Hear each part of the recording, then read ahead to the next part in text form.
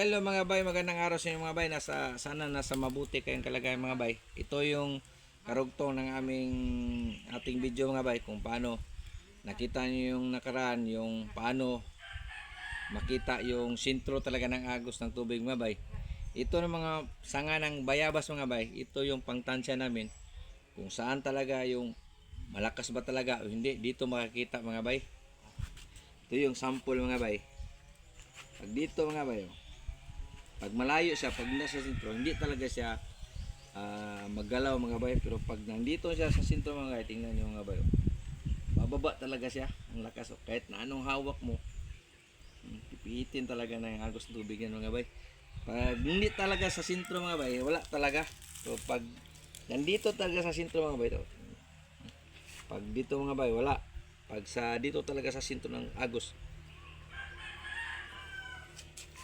kahit na dito mga bayo.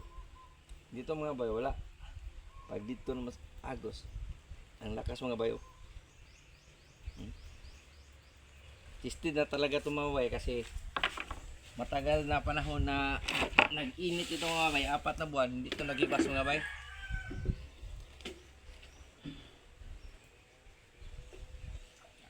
Ganito kalinaw yung tubig mga bay.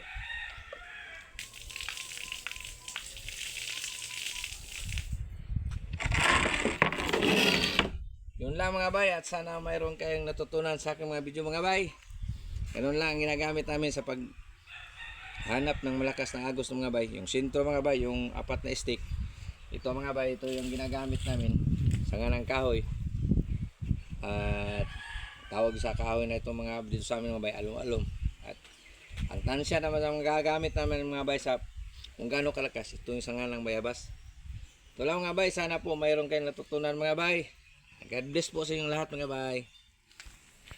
Ito na mga bay, magandang araw sa inyong mga bay. Sana nasa mabuti kayong kalagayan mga bay. Ito na yung stick kung paano namin maghanap ng malakas na agos na tubig mga bay. Dito lang kami magsample mga bay para mapakita. Kasi tested na to, para malakas na tubig, daloy ng tubig dito mga bay. Ito, ganito mga bay.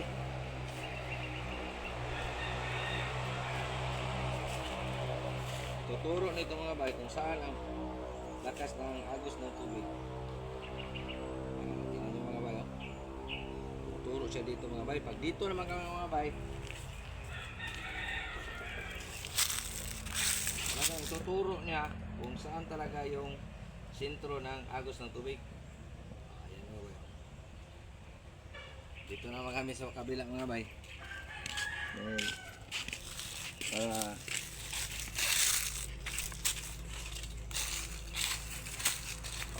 ito mga bay, turo niya mga bay. Tapos dito kasi yung sentro ng daloy ng tubig dito mga bay. Pag nasa sentro na siya mga bay, mag-diamond to mga bay. Tingnan mga bay yun na siya mga bay, nag-diamond na. Hindi namin ang ginagalaw mga bay yan na mga bay. Mag-diamond siya. Pag dito naman mga bay, hindi may mag-diamond mga bay. Ituro niya talaga yung sentro na Tingnan niyo mga bay, tinuro niya. Pag dito naman kami mga bay, ilihas namin konti mga bay. Ituturo naman yan Pag dito na talaga sa sentro mga bay, magda-diamond na yan mga bay. Tingnan niyo mga bay.